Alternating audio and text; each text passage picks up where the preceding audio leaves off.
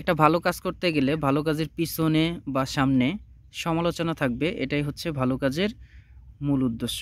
প্রিয় দর্শক, আজকে আমি আপনাদেরকে দেখাতে যাচ্ছি আমার সামনে যে প্রজেক্টটা দেখতে পাচ্ছেন, এটা প্রায় 5 শতাংশ জমির মাঝে আমার এক বড় ভাই বলল যে এখানে কি করা যায়।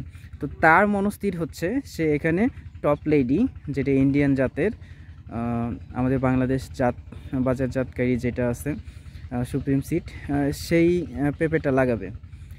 তো ওই যে আমি বললাম ভিডিওর শুরুতে, প্রিয় দর্শক মণ্ডলী, যে ভালো কাজ করতে গেলে অনেক মানুষে অনেক কথাই বলে, কিন্তু তার কথার ধারা অনুযায়ী না থেকে আপনাকে কিন্তু আপনার কার্যক্রম বা আপনার যথানিহিত যে লক্ষ্য, সে লক্ষ্যে আপনাদেরকে পৌঁছাইতে হবে। তো দর্শক, যে কথা বলতেছিলাম, তিনি পেঁপে গাছ লাগিয়েছে। দেখেন পেঁপে গাছের গ্রোথটা অনেক ভালো, প্রত্যেকটা গাছের গ্রোথ ভালো। টপ লেডি ইন্ডিয়ান, এই তো।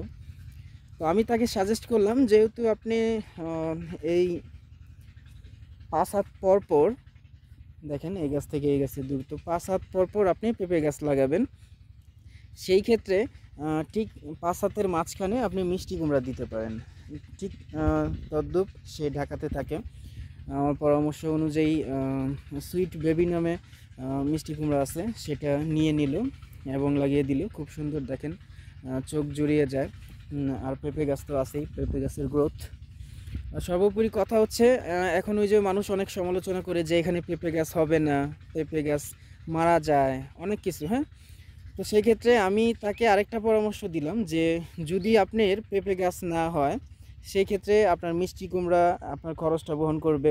মিষ্টি কুমড়াও যদি লস হয়, সেই ক্ষেত্রে সবরি কলা, এই কলা গাছ এমন একটা ফসল যেটা আপনার কখনো মিস হয় না।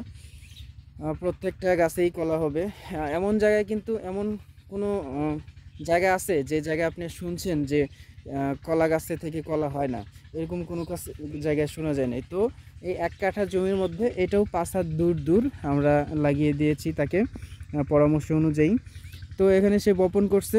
বপন করার পর আমাদের ধারণা বা আমাদের কাঙ্ক্ষিত যে লক্ষ্য, যে একটা ছুরি যদি 300 টাকাও বিক্রি করে, তাহলে 50টা গাছে হয় 15,000 টাকা।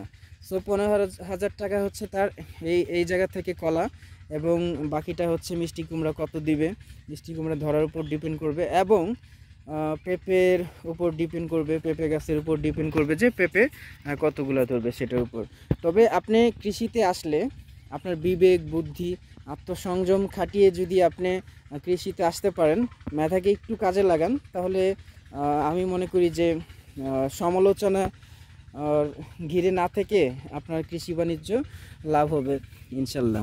তো দর্শক, দেখেন আমার বড় ভাইয়ের গাছগুলোতে মিষ্টি কুমড়া চলে এসছে। আপনাদের কাছে দোয়া প্রত্যাশী, দোয়া চাচ্ছি যে তার এই সমালোচনার ভিড়ে তার এই মিষ্টি কুমড়ার প্রজেক্ট প্লাস টপ লেডি পেঁপে এবং সবরি কলার, মানে 3টা ফসলই জানি খুব সুন্দরভাবে আল্লাহর অশেষ রহমতে হয়ে যায়, এই বিষয়ে দোয়া চাচ্ছি।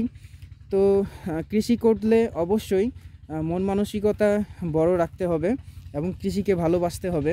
আপনি দিন শেষে যত বড় লোকই হন না কেন, আপনি ম্যাজিস্ট্রেট হন, আপনাকে কৃষির উপরই ডিপেন্ডেন্ট হতে হবে। প্রিয় দর্শক, এই ছিল আজকের আমাদের কৃষি ব্লগে। পরবর্তী একটা নিত্য নতুন ভিডিও নিয়ে ডেইলি এগ্রিকালচার নিউজ ইউটিউব চ্যানেলের পক্ষ থেকে আমি Mehedi Fardin and agriculture Mehedi Hasan page থেকে আবারও হাজির হব। সেই সুবাদে ভালো থাকবেন, সুস্থ থাকবেন। আল্লাহ হাফেজ।